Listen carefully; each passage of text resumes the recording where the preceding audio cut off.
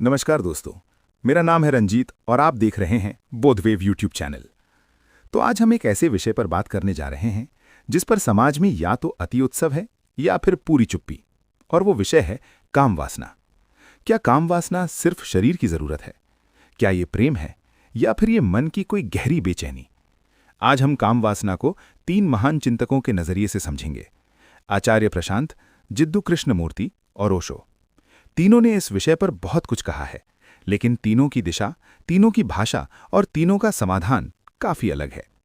इस वीडियो में तीनों के काम वासना पर मुख्य बिंदु क्या है, इस पर ही बात होगी। इससे ज्यादा गहराई में जानने के लिए आपको तीनों विचारकों को गहराई से सुनना पड़ेगा। तो हम शुरुआत करेंगे आचार्य प्रशांत से। आचार्य प्रशांत के अनुसार काम वासना क्या है? आचार्य प्रशांत कहते हैं, काम वासना शरीर की नहीं, अहंकार की बीमारी है। उनके अनुसार काम वासना तब पैदा होती है जब मन भीतर से खाली होता है।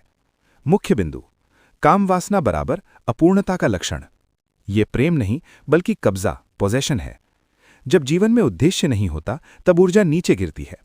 आचार्य प्रशांत बार बार कहते हैं कि काम वासना का दमन नहीं, विवेक से अवलोकन जरूरी है। उनके अनुसार जब हम खुद को नहीं जानते, जब हमें जीवन में अर्थ नहीं मिलता, तब हम किसी दूसरे शरीर से सुख मांगने लगते हैं। जो आत्मा से वंचित है वही शरीर से चिपकता है। आचार्य प्रशांत काम वासना को अध्यात्म से हटने का नहीं बल्कि अध्यात्म की जरूरत का संकेत मानते हैं। अब जिद्दू कृष्णमूर्ति के अनुसार काम वासना। जिद्दू कृष्णमूर्ति किसी समाधान या पद्धति की बात नहीं करते, वो सिर्फ देखने की बात करते हैं। उनके अनुसार काम वासना समस्या नहीं है, समस्या है उससे जुड़ा विचार। मुख्य बिंदु, सेक्स नहीं, इमेज समस्या है। स्मृति प्लस कल्पना बराबर काम वासना। जहां विचार है वहां संघर्ष है।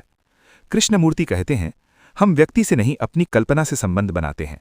शरीर के स्पर्श से ज्यादा मन की तस्वीर उत्तेजना पैदा करती है। उनके लिए समाधान है न दमन न भोग, सिर्फ पूर्ण सजगता, चॉइसलेस अवेयरनेस।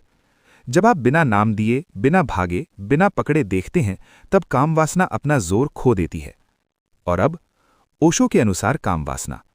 ओशो का दृष्टिकोण सबसे ज्यादा विवादित लेकिन सबसे ज्यादा स्वीकारक है।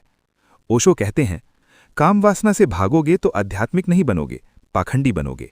मुख्य बिंदु, सेक्स प्राकृतिक है, दमन विकृति पैदा करता है।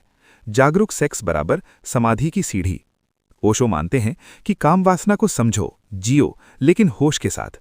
जब सेक्स ध्यान बन जाता है तब वो ऊपर उठता है। उनके अनुसार काम वासना ही वही ऊर्जा है जो आगे चलकर प्रेम और ध्यान बन सकती है। सेक्स ऊर्जा है, समस्या नहीं, अज्ञान समस्या है। तुलनात्मक समझ। चिंतक काम वासना को क्या मानते हैं? समाधान। आचार्य प्रशांत, अहंकार और शून्यता का परिणाम, विवेक, आत्मबोध।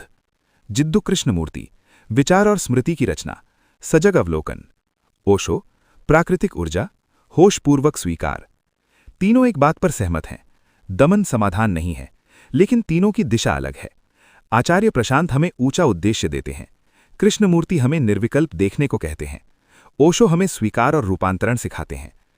असली सवाल ये नहीं है कि काम वासना सही है या गलत, असली सवाल ये है, आप उससे जागरूक हैं या मजबूर। अब इस वीडियो में इतना ही, मिलेंगे दूसरे वीडियो में एक नई चर्चा के साथ। अगर आपको ये विश्लेषण गहरा लगा हो तो वीडियो को लाइक करें, सब्सक्राइब करें और कमेंट में बताइए आप किस दृष्टिकोण से ज्यादा जुड़ाव महसूस करते हैं, आचार्य प्रशांत, कृष्णमूर्ति या ओशो। धन्यवाद। सच की खोज जारी रखें।